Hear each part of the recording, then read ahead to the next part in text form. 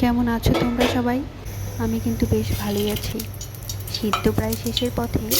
আমাদের এখানে তো অনেকটা গরম পড়ে গেছে, তাই ভাবলাম শীতের সিজন একদম শেষ হওয়ার আগে আর পুরোপুরি গরম চলে আসার আগেই শীতের সব রকমের সবজি দিয়ে আরেকবার পাতলা করে খিচুড়ি করে খাই।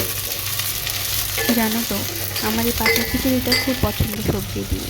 যদিও পালমশাই খুব একটা পছন্দ করে না, কিন্তু শীতের এরকম সবজি দিয়ে পাতলা খিচুড়ি সাথে বেগুন ভাজা আর পাঁপড় ভাজা এ যেন আমার কাছে একদম অমৃত। তাই ভাবলাম আজ করেই ফেলি এটা। রান্নাটা খুব সহজভাবেই আমি করি, তবুও খেতে একদম দুর্দান্ত হয়। ওই প্রথমে প্যানের মধ্যেই সামান্য পরিমাণ তেল দিয়ে সেখানে কাঁচা লঙ্কা আর পাঁচফোড়ন দিয়েছিলাম।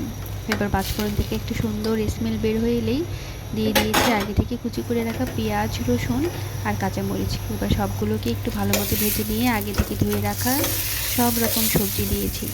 সবজিটা এবার সামান্য ভাজা হয়ে এলে আগে থেকে জল ঝরিয়ে রাখা চাল ডাল সেটা দিয়ে দিয়েছি। এরপর চাল ডালের সাথে সবজিটাকে আর একটু খানিকটা সময় কষিয়ে নিয়ে হালকা জিরা গুঁড়ো দিয়ে গরম জল ঢেলে দিয়েছি। ব্যাস মিনিট 20 মতো ফুটিয়েছি, হয়ে গেল আমার পাতলা খিচুড়ি। আর এর সাথে নিয়েছিলাম ঘিয়ের সাথে পাতলা খিচুড়ি আর বেগুন ভাজা একদম অমৃত। যাই হোক, তোমরা ভালো থেকো, সুস্থ থেকো। আবার নতুন একটি ব্লগে তোমাদের সাথে দেখা হবে।